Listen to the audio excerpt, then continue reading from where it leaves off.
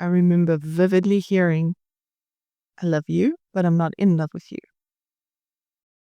I care about you as the mother of my children, but I don't love you like that. And that was probably one of the most devastating days of my entire life. I had no idea what I had done wrong. I questioned whether our marriage meant anything. My whole world was flipped upside down. How could you say that? Like, what does that even mean? What am I supposed to do with that? How am I going to fix that? Right? Because obviously I was such a controller. The first thing, what must I do with that? How do I undo that feeling in you? That was really probably, and I think it was the start of the downward spiral, because that was before our separation, that you had started speaking that way already. And so I did all the things that you would naturally want to do in that situation. I begged, I pleaded, I whined, I manipulated, right? Try to evoke obligation in you that, like, I even remember saying to you things like, love is not a feeling, it's a choice, as if that was going to somehow change your mind. I remember bringing in the troops. I remember calling, uh, at that time, a really good friend of yours and trying to get him to speak some sense into you. Um, I tried everything. What about the kids? You know what divorce does to kids. What are your parents going to say? They're marriage counselors. You're like, surely this would have a negative impact on them. Think about them. And the truth is, none of that stuff really changed anything for you. Mm. Can only imagine how you felt. Yeah, well, I mean, I was in an affair, and I was hiding it. I was trying to say things that, well, first of all, I felt those things at the time, but I was kind of trying to say things that would make you pull the trigger on a divorce so that I didn't have to feel so bad about doing it myself. But I also remember eventually saying to you, I never loved you. I married you out of obligation. Yes, which was a really big deal, because I remember when we were dating and you were like basically alcoholic, and I was trying to get you sober because it's what I do. I fix people. And I remember when you did get sober, I said to you, don't feel obligated to stay with me just because I helped you with this thing. Like, you are free to leave. And you chose to stay. And I think that was, like, in my mind, your one and only out. You know what I mean? Like, and I gave it to you and you declined, and therefore it's like forever now. And I think I rested in a false sense of, you can't leave me. Mm. I didn't see my behavior as so bad because you're stuck with me, right? Which was just really probably my biggest contribution to the downfall of our marriage. How did you feel when I said, I don't think I ever loved you? I married you out of obligation. I felt like our entire marriage was a lie. I felt like I was in some kind of twilight zone. Like, did we not live the same experience? Like, what about our honeymoon? What about on our wedding day? What about all the I love yous and can't wait to be with you and can't wait to spend the like, I like very, very distantly remember those things. And I remember it really challenging my reality. Like, this, what? Yeah. And I felt tricked. I felt tricked. I felt like you duped me into loving you so hard just so you could hurt me. Mm. Um, it was very personal. It was very, very personal, because I thought that my all the things that I did for you were my safeguard to you never leaving me. So things like, after all I've put up with, you're gonna leave me? How dare you? You don't have the right to leave me. If anyone gets to leave, it's me. Like, I remember sort of feeling that complete shock. But I've done so much for you. I've given you beautiful children. There was a lot that I had thought was my protection for you never leaving me. Yeah. And never once considered, because I never thought that I was ever good enough. So it was really all about the things that I did for you. Those were the reasons you had to stay, not because I was lovable. I was worthy of love. I had value. I had worth. Those things didn't ever come across my mind.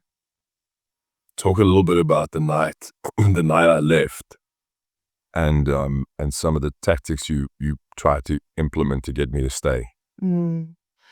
So I gave you the dreaded ultimatum, right? So I told you that you either commit to this family, and this is because we'd been on again, off again, on again, off again for quite some time since you came out of rehab, and even before that, really. And I just wanted some kind of assurance that I was safe in this relationship, because I think a part of me also I wanted the chaos to stop. I would have preferred if it had stopped with you choosing to be with us, but I just needed the chaos to stop. And so I gave you that ultimatum, said to you, you either commit to this family or you pack your things and you leave. And that was the very out you were looking for. And when you started packing your things, I completely panicked and thought, this is not what I want. This is not the outcome. I really thought that was going to push you into a corner, that you were going to feel like, okay, fine, I'm committed. And then I was going to have that sense of security again, which is a total false sense of security anyway. And so when you started packing, I thought, oh crap, what am I going to do now? Backpedal, backpedal. And I said, if you're going to do this, you have to tell the children. Because I thought to myself, there's no ways you'll hurt your children like that. You love them too much. You would never put them through that. And you sat those little girls down and you told them that you were leaving. And it was now I had, in an attempt to manipulate you into staying because I thought I'd play into one of your fears and that was hurting your children, that I'd now involved them and I'd now made them a part of the most painful night of our lives. Mm. And so my experience when you did all those things was, I can't wait to get away from here. Because all I experienced, and for people who are listening who might have gone through this, what you were trying to do was manipulate and control the situation. Right? And that evokes a negative emotion in your spouse, which is what we call pushes. So all you did by trying to control and manipulate the situation was push me further away and make me think, I can't wait to get out of here. Well, the truth is, love, that people had been telling me for years that I was controlling. For years. And I couldn't see it. I couldn't see it because to me, controlling is a forceful thing, right? And I'm not a forceful person. I never grabbed you by the scruff of your neck and made you anything, you know? But the mental and emotional control that I exerted over you. I remember silly little things like you being offered that gig at that dodgy little pub. And I didn't want you to do it because I was like, he's going to drink, and then I'm going to lose him. And so like, this is something like you're super excited about. Someone wants you to come and play at their venue. And I remember sulking about it. I remember saying to you things like, do you think it's a wise idea and stuff like that? And that's manipulation, which is just like a gentler form of control. Not that it is gentler on the person being manipulated, but it's not the big scruff of the neck thing that I thought control was. So people had been trying to make me aware of the fact that I was controlling for so long, but I couldn't see it because the way that I controlled was so underhanded. And I didn't want to recognize that in myself. I didn't want to even admit that I was capable of something like that. And so, yeah, I was the very definition of a push in a marriage. My whole being, everything about me was a push in this marriage. Yeah, and I think it's important to I love the fact that you're talking about how those controlling behaviors can be either subtle or fly under the radar for yourself if you're not aware of them, because you might not think that you're controlling. That if there's that kind of controlling or manipulative behavior in your marriage, that it evokes massive negative emotions in your spouse. What you want to do is evoke positive emotions, right? So understanding, I think, to take a step back, is understanding that you can't control another human being. You can't control your marriage, and neither do you want to.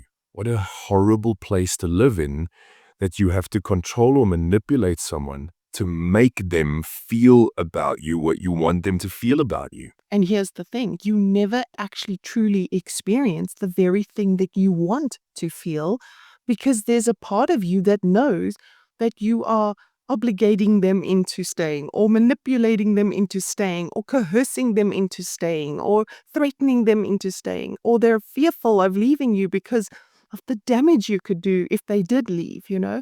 And so you never truly get to experience someone choosing you because you're controlling them into loving you. So, yeah. So let's talk a little bit about push and pulls, because learning this concept was pretty life-changing for me. And even in the beginning, when I got a handle on what is a push and what is a pull, I was still doing some pushes without even realizing it. So just to briefly explain the concept, everything that you do either evokes a positive emotion in a person, we call those pulls, or I say a person because this very concept can affect all of your relationships, all of them, with your children, with your friends, with your extended family, with your siblings, with anyone. So everything you do either has the potential to evoke a positive emotion in your spouse or a negative emotion in your spouse. The negative being pushes, the positive being pulls. The very obvious things like, manipulating someone, obviously going to evoke a negative emotion. You want to stop that. Here's where it gets tricky, is we think something like crying. Like if I cry, he'll see just how passionate I am about him and how much I love him and how much this is hurting me, and he won't leave me. And the truth is, it's interesting that you spoke about what you felt that night versus what I felt that night, because what I was trying to make you feel, you were not feeling. You were feeling like, oh my gosh, did someone crack that dungeon door open? Can I finally escape? And I was feeling like, do you not see how much I love you? And so sometimes when we do things thinking that this is going to evoke a positive emotion in the person, it ends up evoking a negative emotion because of where they are at. Well, the concept to remember is that you don't get to decide what is a push and what is a pull. That is determined by the person on which you are behaving, right? That's not the right English, but do you know what I mean? So I think, oh, well, this is a really kind thing to do, but a really kind thing to someone who is currently doing a terrible thing behind your back is not going to evoke, oh, they love me. It's going to evoke guilt. It's going to evoke shame. It's going to evoke all the wrong things. So I remember kind of going overboard with the I love yous, right? But I love you. I love you. I love you more than life itself. I love you more than anything. Like I can't live without you. And the problem with those is I think I'm conveying good behaviors that are evoking positive emotions, because surely people want to hear that they're loved. But at that moment in time, the last thing in the world you wanted was me loving you. Yeah. It's a very powerful point because in the first part of our marriage, it did evoke a positive emotion. Of course. I wanted to hear those things, but because I was in an affair and I was in a limerent affair, and part of that journey was vilifying you, making you the bad guy. Therefore, hearing "I love you" was a push. Absolutely. Absolutely. So now that we understand there are pushes and pulls, understand that there are pushes and pulls inside of your marriage, and there are pushes and pulls outside of your marriage. There are things that, so a push outside of your marriage would be something like loneliness. I don't want to be lonely. So that pushes the person into the marriage. Like, I don't want to experience that. But the one that we as standing spouses tend to become obsessed with is the pulls outside of the marriage. The things that we perceive as the threats to our marriage. So the thing that would pull your spouse out of the marriage. Correct. Yes. So if I feel like I'm losing you, and I think it's because of your music career. So if I can get rid of that, then you will want me. You will choose me. But here's the thing: getting rid of all the outside pulls, because there will always be pulls. So What? like a music career, like any sort of career, like a lifestyle, like a other man or woman. Just freedom from a controlling, criticizing, negative, resentful woman could be just the idea of peace could be a pull outside of a marriage. If you spend a lot of time and energy thinking about the pulls outside of the marriage, you might as well start billing the marriage. It becomes a full-time job. It's insane because there will always be something or someone pulling out of a marriage. And not just your spouse. I mean, it's easy to focus in on, but I at one point just wanted peace. I at one point thought you were the cause of my misery, and if I got rid of you, then, things would be hunky-dory. Um, that was sort of reinforced when you went to rehab because things were so peaceful. But the truth is that the misery will kind of creep back in. So if you spend all of your time and energy thinking about the outside pulls, the pulls outside of your marriage, it's a full-time job, and it's going to cause nothing but frustration because it is something that you are trying to control that is not in your control. You cannot control the things outside of your marriage. So if you flip that on its head and focused in on becoming a really strong pull back into the marriage, you have a much higher chance of drawing your spouse back than if you knock off all the pulls outside of the marriage. Because it's interesting, because I want to just tell that story about, I remember this second affair. I called that woman and told her, like, I was horrible to her. I said to her, congratulations, you've destroyed my marriage, you've destroyed my children's family. I hope you're proud of yourself. Like, I was awful, just like really, really awful. And you said something along the lines of, the two of you had an agreement that if it ever affected marriage, it would be over. And so I thought, good, I got rid of that person, got rid of that pull. And I'll never forget when I turned around after talking to her on the phone, I turned around and saw you, the look of utter disgust on your face. I didn't understand it. I was like, but now the reason for you wanting to leave me is gone. So now surely you would want to stay, right? And the look on your face was not one of, oh, thanks for getting rid of that outside pull. In fact, it was the very opposite.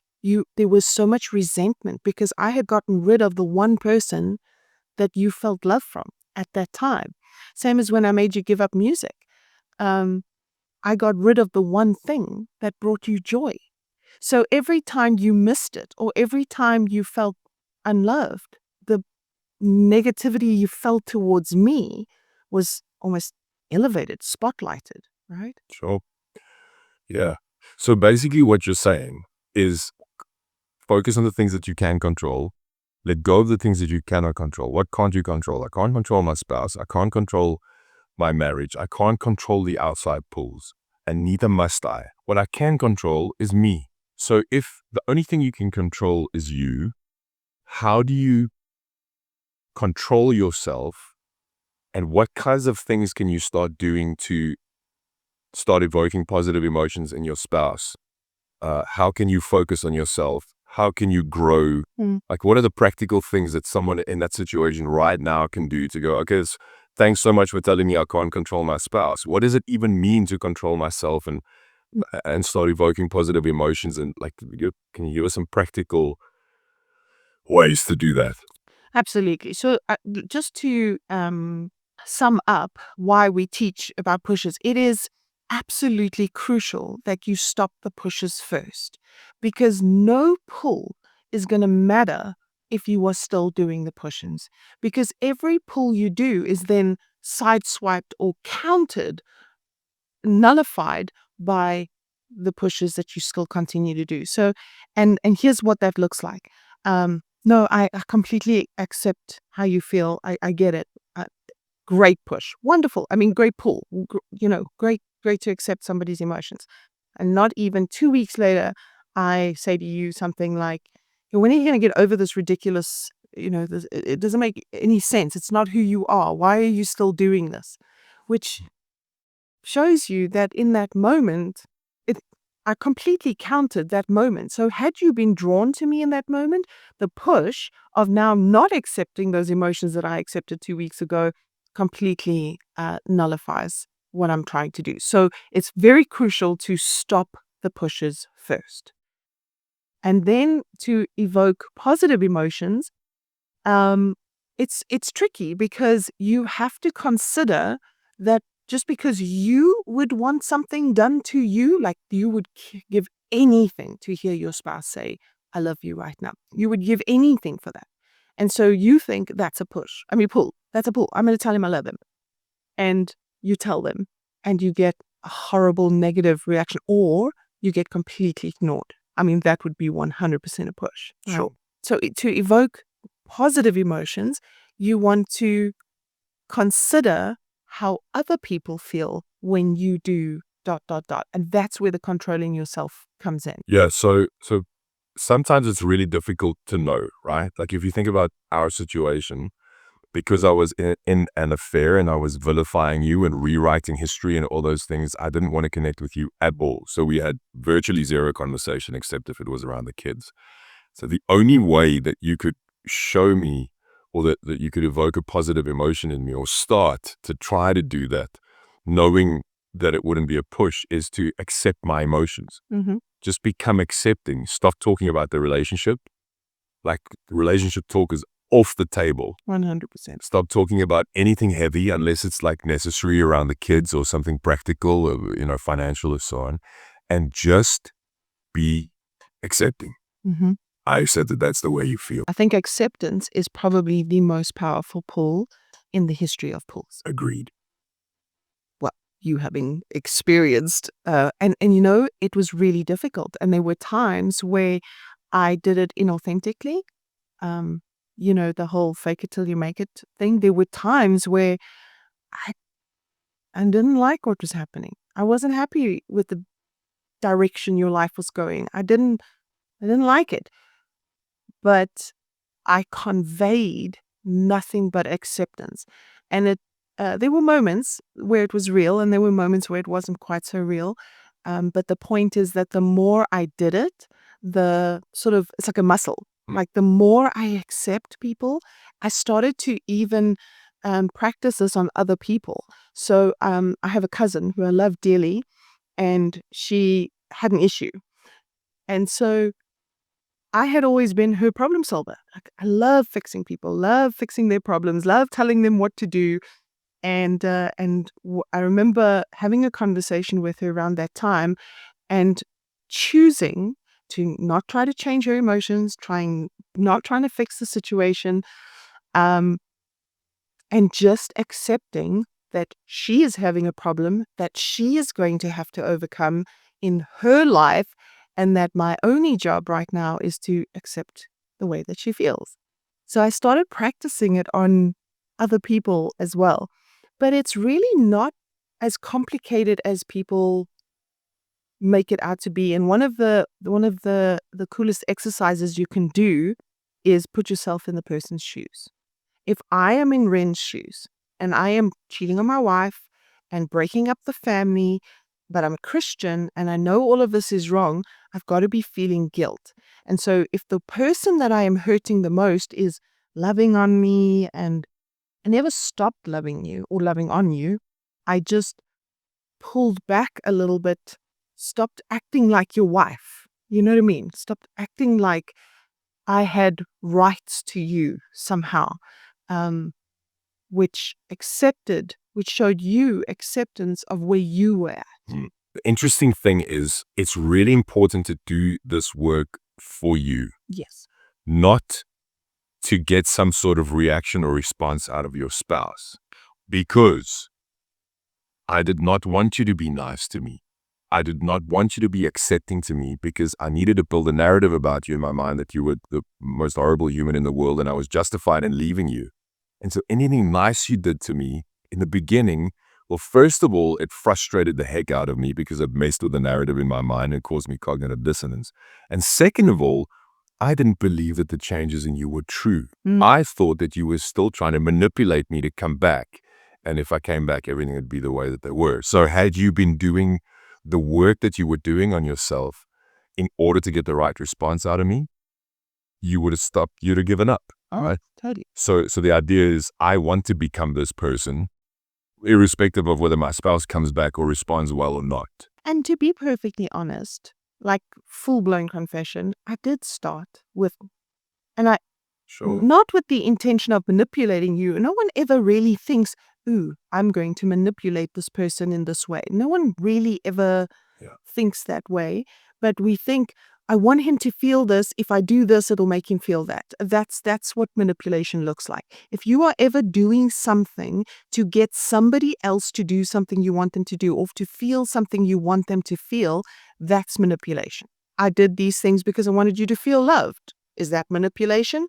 Well, no, because it's very much about the intention. Why am I doing this? Am I doing, like, what is the end goal? If my end goal is to force you back, that's manipulation. If my end goal is to make you feel loved, that's not manipulation. Irrespective of whether I come back or not. Correct. Correct. So yes, you're 100% right. So I did start this journey doing all the things to get you back. But what ended up happening, and I remember that instance where I was trying to evoke positive emotions in you. You never really gave me an opportunity to talk to you, so there wasn't lots I could do with conversation. And so one of the things that I had read is, people like smiley people. So if you smile a lot more, it evokes positive emotions. Somebody could be having a bad day and you walk past them in the mall and smile at them. And for the rest of the day, they're thinking, why are they smiling at me? Like, do you know what I mean? Like, anyways. So I decided to smile more. And I remember I was standing in the kitchen and you walked in and I smiled at you. And you literally said to me, what's wrong? And I remember thinking to myself, am I doing it wrong? Like, am I smiling incorrectly? Like, why on earth would he ask me what is wrong when I'm smiling at him?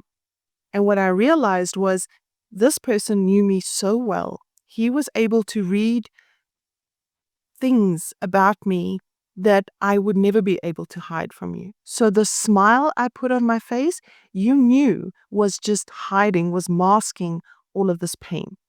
And that's what you saw. You saw the pain and the smile, and it didn't make sense. And that's why you asked me what was wrong. And that's when I realized you can't fake this. You can't fake these changes. You're either going to embrace this process and let it change you into a better version of yourself, or the whole thing is just one giant manipulation tactic, and you'll be back in this same situation in 2 years' time. So if you weren't able to distinguish what evoked a positive or a negative emotion in me because I was so aloof at the time, how did you develop that muscle, to use your analogy? Okay. Well, like I said, I practiced it on other people. So I would purposefully try to evoke positive emotions in people I encountered every day, whether it was the person packing my groceries or the person helping me pack groceries into the car or my child's teacher, whoever. The point is I started to become likable. And, one of the things I realized was that even though I never meant to be, I even evoked negative emotions and was pushing my friends away because all I ever did was complain. I complained about my marriage. I complained about you. I complained about, the state of things all the time. I was just a negative, miserable person. And a negative, miserable person is not going to evoke positive emotions in other people. So a complete stranger walks by me, I'm going to smile and evoke a positive emotion in you. The person at the packing my groceries, I'm going to make conversation with you because you matter, because people like to feel like they matter. So I'm going to ask her, how's your day going? I see you wearing a mask. Are you feeling ill? Whatever the situation, like evoking positive emotions in people is not rocket science. But now here's the trick, because like you said, I wouldn't let you evoke positive emotions in you. And secondly, I couldn't really, and it wasn't working. Even when I did, you would sort of like back them, right? So the trick here is it can start to feel like, well, it doesn't even matter. So why should I even bother? And I want to end this conversation with it matters. It matters more than you will ever know, because it's not about the reaction you're getting right then and there. You are building something. No one's going to come and look at the foundation of your house and go, wow, this is so beautiful. They're going to be like, okay, it's just a flat piece of concrete. Well done. You know what I mean? It's only once the things start to take shape that people will really sit up and notice. And that takes time because, like you said, I don't believe you. You're just manipulating me. So it's really, really important. Every single thing you do during this time matters. It matters. It matters more than you will ever know, because it gets tallied up at the end of the day when the fog lifts. Yeah. Yeah. I would just like to encourage anyone who's in the shoes that you were in, that yes, in the beginning, you trying to be nice to me or evoke positive emotions in me was a push. But over time, because you were consistent and you learned how to evoke positive emotions in me and you were accepting of my emotions, it's such a strong pull. You said it earlier, it's the strongest pull known to mankind. I was eventually just inextricably drawn to you when I didn't want to be.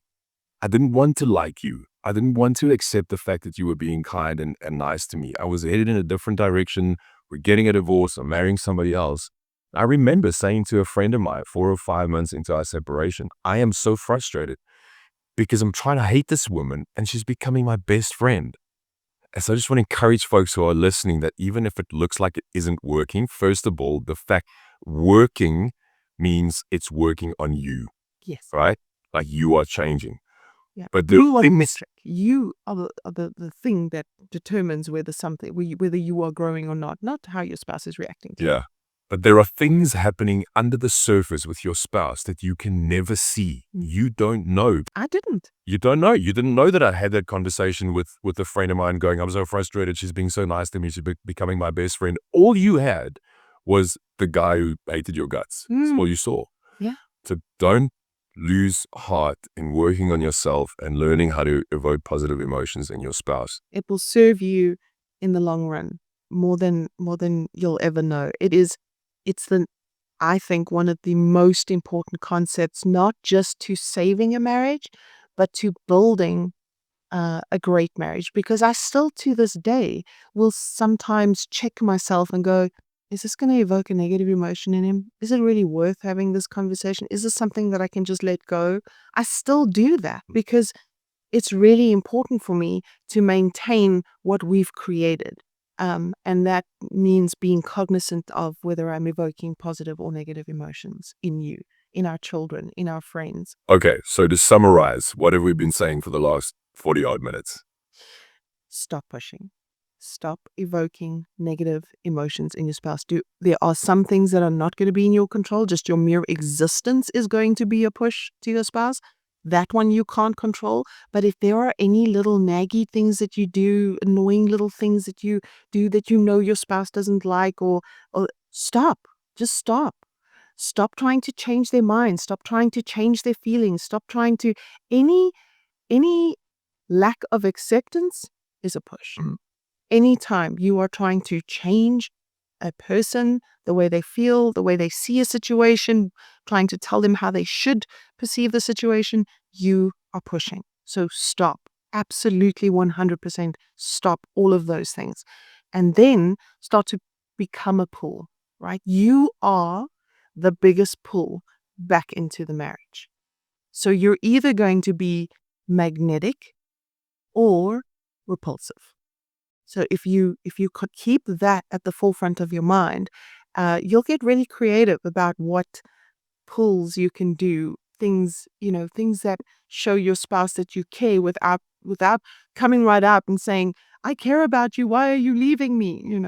So to use an extreme example, if your spouse has said to you, I don't love you, I'm not in love with you, but I love someone else and I'm leaving you for that person.